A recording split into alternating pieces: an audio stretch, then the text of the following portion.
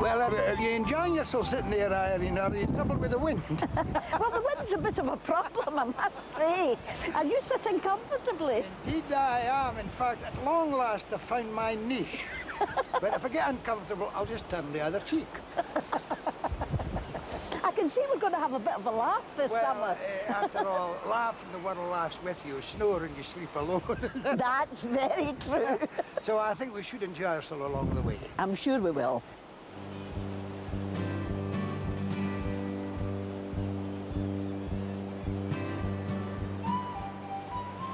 Well, Davie, behind us will be the view that most people see of Ailsa Craig, but it won't be the one that you remember. That's absolutely correct, Annie, because, as you know, during the war I served in the Royal Navy. I don't know if you know anything about sailors, do you? Definitely not.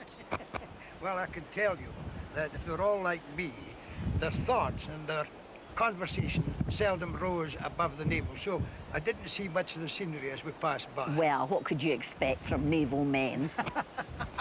However, you and I are going to be going for a sail across to Ailsa Craig to see the Gannets and also to see a bit of the West Coast scenery. So that's going to be nice. I'm fair looking forward to it, and I do express the wish that our viewers will also enjoy the journey in our company. We hope so.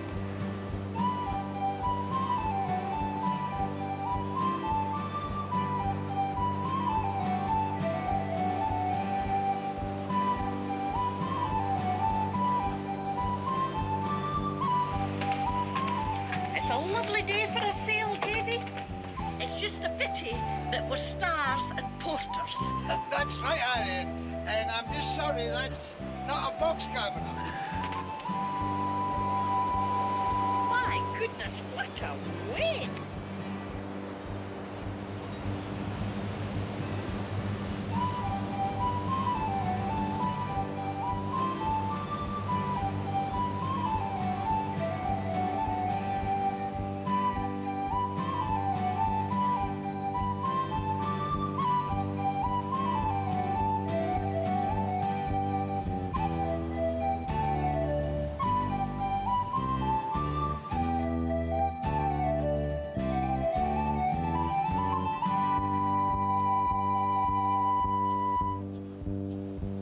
This map indicates roughly the route we took, Davie.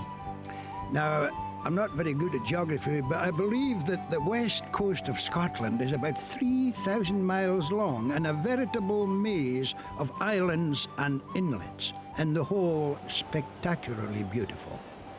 It is indeed.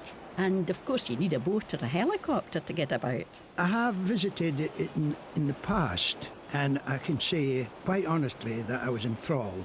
To me, it's one of God's better ideas. Yes, indeed. And we're going to Ailsa Craig, and I believe it's about 11 miles offshore. Yes, I think its other name is Paddy's Milestone, Irene, but it's much more than an outcrop of granite or a landmark on a map. It acts as host to several colonies of seabirds, and I think among these birds, the gannet is king. And that's why you're wearing a hat. It's indeed, Irene, because I don't want another deposit from above. And with all that noise and bustle, it's just like a big city, isn't it? In fact, Irene, when I look at it there, it reminds me of Hong Kong. And with as few places to park. Yes, space is obviously at a premium, but that's not surprising because God knows how many gannets are parked on that wee rock. That's right. We'll need a touch-up now and again. I think they're getting it. Well, everything goes on here, doesn't it? Well, you can compare that to the human situation. You see, we live in overcrowded circumstances in some cities and towns throughout the world, and of course this creates a friction. There's a tension, and that's very evident there. Although there's friendliness too, there's mating. In fact, the whole human cycle is going on there too. Absolutely. What a magnificent head they have.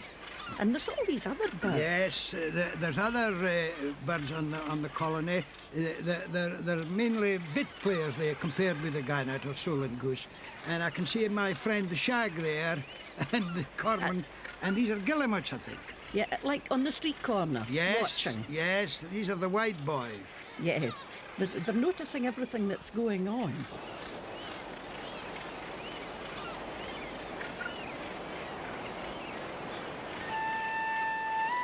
look at that grace of the bird in flight, caressing the wind with its wings. And it makes us very envious because that's one skill we can't master. No, that's very true. We Look come at to a that. sudden downfall. Yes, it's harnessing the currents there. And landing and takeoff must be quite difficult in such a crowded community, but they do it with consummate skill. That's it. Into Heathrow. Not unlike the Concorde there, Irene. But this one is not going to land with the same skill, I don't No, think. but he's not in his natural element, you see, but he's making a passable job, and fortunately the sea isn't too rough, and inflatables are a wee bit bouncy. But there he is, safely ashore, Jim there, and making progress along the cliffs. It's very sad, mind you, that we as people are so careless with things like fishing net and so on, and these beautiful birds get hung up. Yes, and I've seen that. I'm an angler, as you know, Irene, and I've seen that on rivers too, where wee birds like the water hen get tangled up in nylon, and I saw one hanging from a tree only recently, and geese and the swans are getting poisoned by lead shot from I know. from shooting duck, etc. So we are very thoughtless, and that was a very good example. Ah, remember the 2 checks? And of course, gannets are only supposed to have 1 check. Yes, that is the norm, and that's a very, very rare picture, therefore. And the pecking order's also in evidence there. Yeah, I think Big Brother wants to get rid of Wee Brother. And probably will.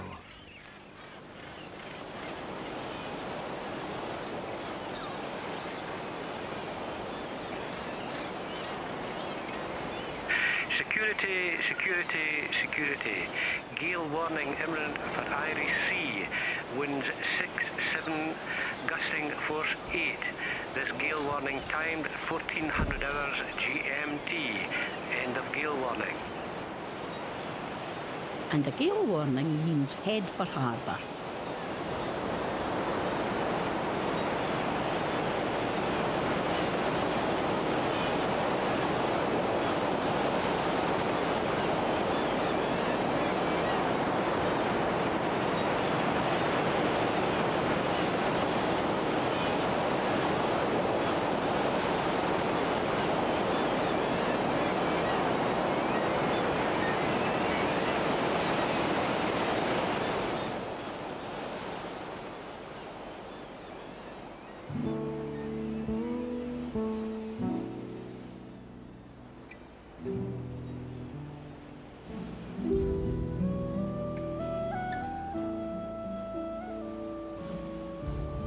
After the storm, the gannets seemed to come inshore to dive. Yes, and I've been watching their technique. Of course, nature has equipped them admirably for their task. For example, they've got kind of shock absorbers in their neck, and their nostrils are protected, and I believe their wings are hinged, so when they hit the water, they go in very quickly. And it's very stylish. I wish I could dive like that. I just go in like a splosh. We're now heading towards Tarbert and Crinan, and these must be 2 of the most picturesque spots in the whole of Scotland.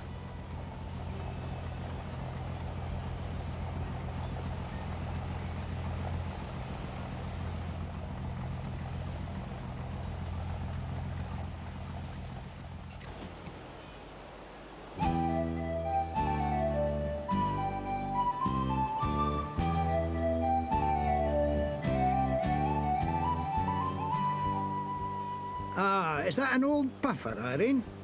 No, in fact, I think that one's a holiday boat. It's called the Old Vic. But the Vital Spark's at the other end of the Crinan Canal, so you can see it there. You can see Yes. Parahandy's boat there. Oh, well. I would like to see it and also to meet Parahandy. I don't think you'll do that. No. What a beautiful day that was, though, wasn't it? It's a very sequestered scene, that, and it tells you now that there's quite a lot of affluence about, because look at the yachts there, and that scene could be reproduced in any little sheltered corner of the west of Scotland. And the sparkle on the water that day was magnificent. That appeals to me. And that appeals to you too. Oh, she does that.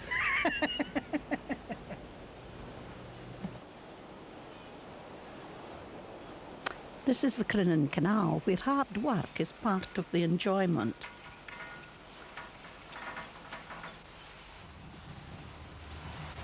Look at these beautiful flowers. For me, Irene, spring in Scotland is as near heaven as I ever hope to be. Ah, we'd hope you'd get a wee bit nearer heaven than that. Time will tell, I think. But you see, it's difficult to describe them because they're already present themselves so beautifully, there's nothing to add. No, the colours, it makes you wish that you could paint, doesn't it? Well, you can't when you see paint. the wildflowers. Yes, you can paint and do it admirably.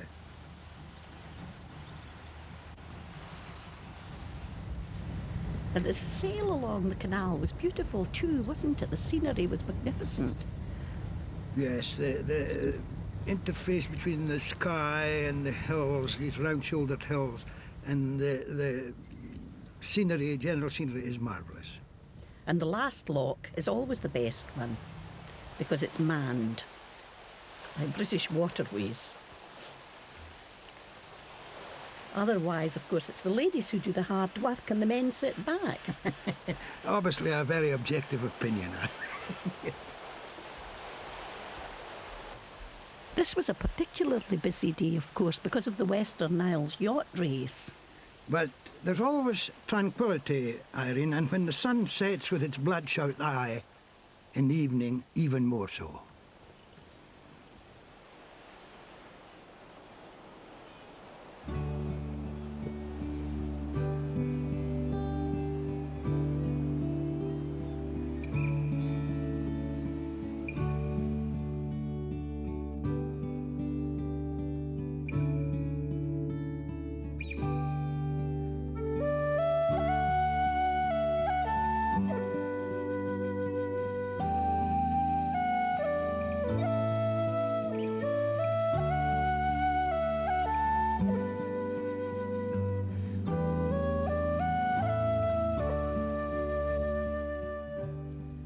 Another great diver, of course, is the goosander, but it's more a bird of the estuary, not the open sea like the gannet. I can tell you they're no friend of mine. Why is that? Because they gobble up the fish, and they've never heard of quotas. I never forget a face, but I'm happy to make an exception in their case. You would like to find them put into port for a few days then? I've experience of seeing them feeding, and as I say, the fish disappear like as quick as anything. And, well, when you see how they can dive in the white water, Yes. I mean, they're amazing. Well, they're very clever, very powerful birds, very beautiful birds, but not my cup of tea. You spoil the fishing, I presume. Yes.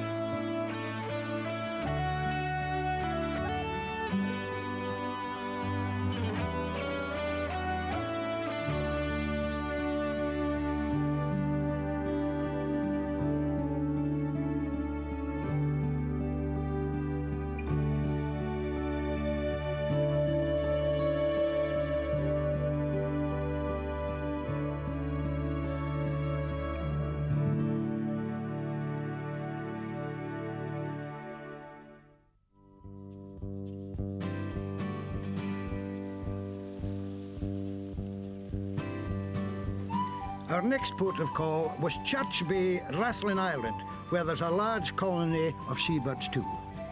That's true, and there's a lot of puffins there as well. But the thing that impressed me about Rathlin was the spectacular cliffs. I believe they're lime and basalt, is that right, Irene? That's true, sort of Yes. white and black. Very Yes. striking.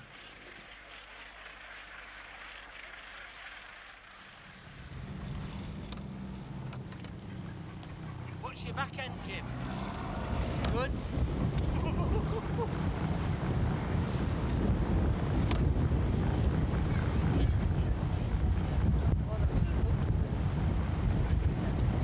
Oh dear. Jim, if you put your nose on, I'll jump ashore and pull the fender up. That we tender.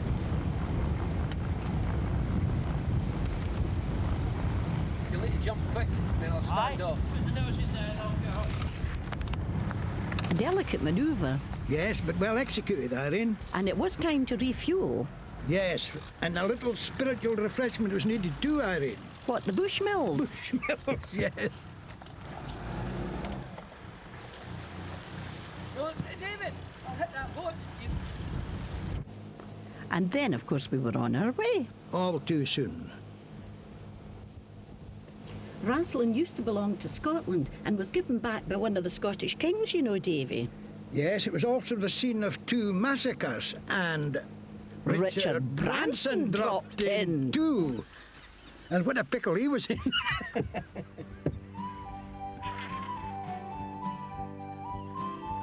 Now we're heading back to Ailsa Craig. Well, pray and hope that the wind holds its breath till we get back, Irene, because it's a long sail round the Mull of Kintyre, which is notorious. Yes, the lighthouse at Ailsa Craig is a really welcome sight. That is very true, Irene, and in this age of technology and automation, like most of them, it is unmanned. It's a pretty sight, though. Beautiful. It's got a friendly face. At close quarters, the rock looks a particularly inaccessible place, but I suppose that's why the gannets find it so suitable for nesting. It must be absolutely ideal for the birds, for any seabird. But for me, oh, for terra firma. I agree, Irene. The more firma, the less terra. And that day was particularly choppy. Yes, I was pretty afraid of going ashore.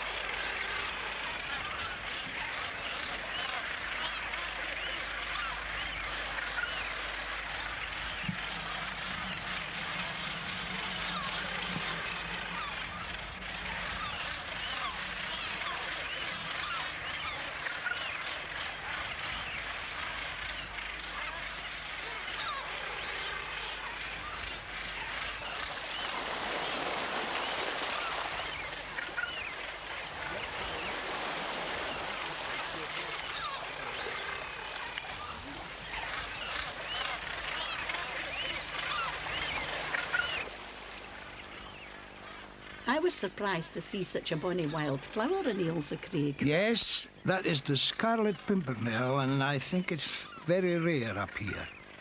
Of course, there's lots of other wildflowers, but they're more common. Yes, I think the scarlet pimpernel is very, very scarce in Scotland.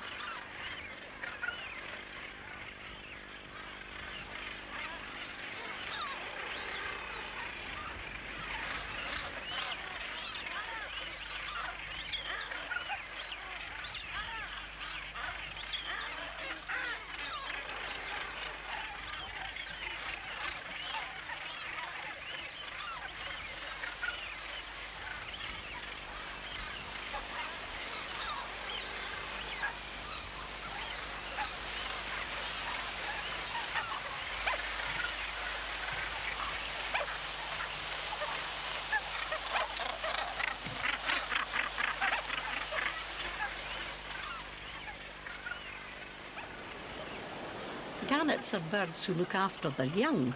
But they're generally well able to look after themselves, as this guillemot soon found out. A territorial dispute, but no blood spilt. Well, that was a good thing. And then, of course, just as in human nature, others watch in outrage with no action. Just as we do. That's right. We stand on the side. That's correct. Yeah, and cheer the winner.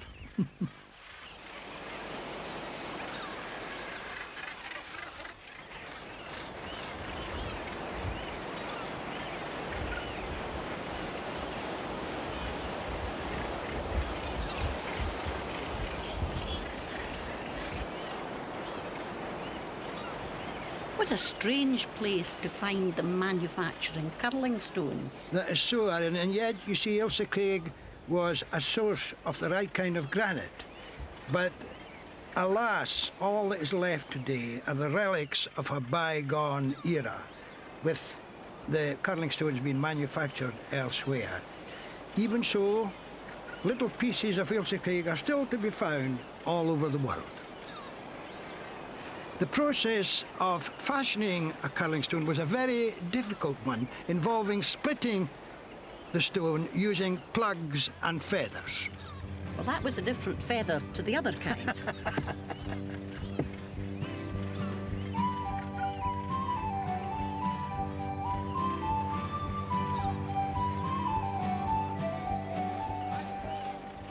Was that the blue-bottom diver, Davie? I think it was, Irene, and a very rare bird indeed. Absolutely. No wonder the birds are laughing. Yes. But they wouldn't laugh now, because these are the basking sharks. Yes, and very sinister looking, but rather they're very innocuous beasties. That's true, they just live on plankton. Yes.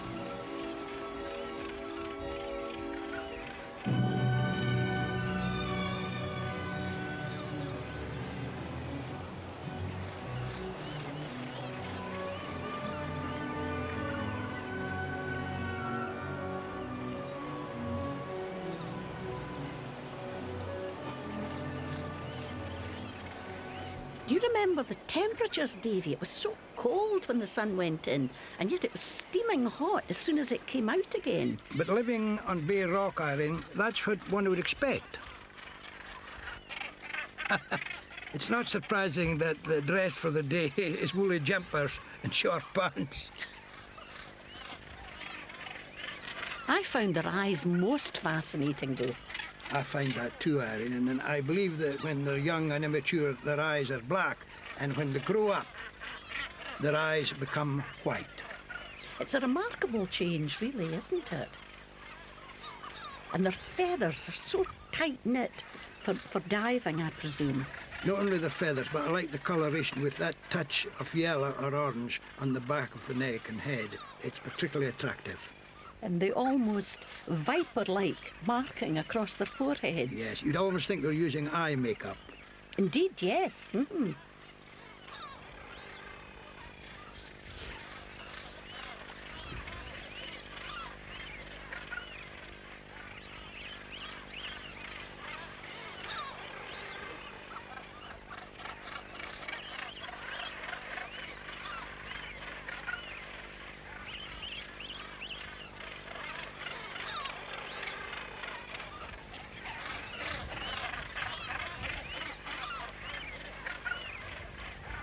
That's a rather nice greeting, though, isn't it? Well, it's very friendly. I presume that's a courting ritual. I suppose at that phase their eyes will be blue. It's what you call necking, I suppose. In modern parlance, yes, Irene. This is a ready for takeoff stance, though. Do you remember how they sort of stamp their feet and before they take off and examine the sky for a clear spot? Yes, there's a particular ritual, and I suppose it's very necessary because the sky, as we've said before, is pretty crowded. But you can see the preparation is particularly carefully done, and not surprisingly. Well, I suppose you could have a few air collisions with such a population. There we go, and a successful launch.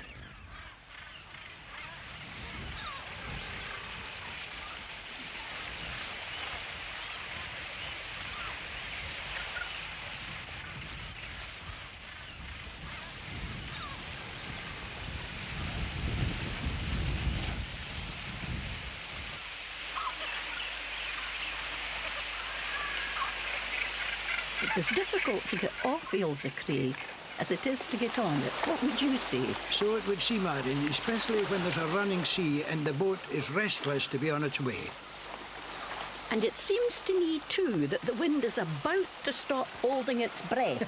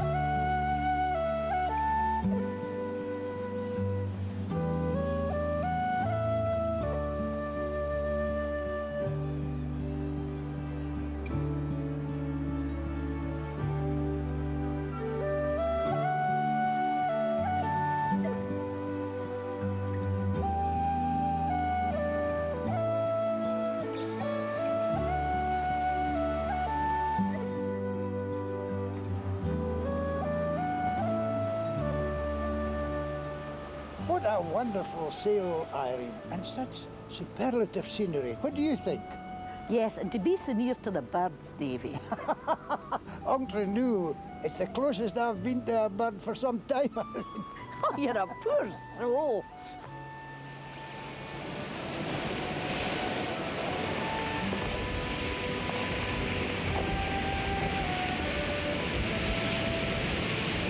It has been great to watch the Gannets and to see some of the beautiful Scottish scenery. An unforgettable experience, Irene, and I hope we'll be given the opportunity to do something similar next year, and I hope you'll join us, folks. I hope so.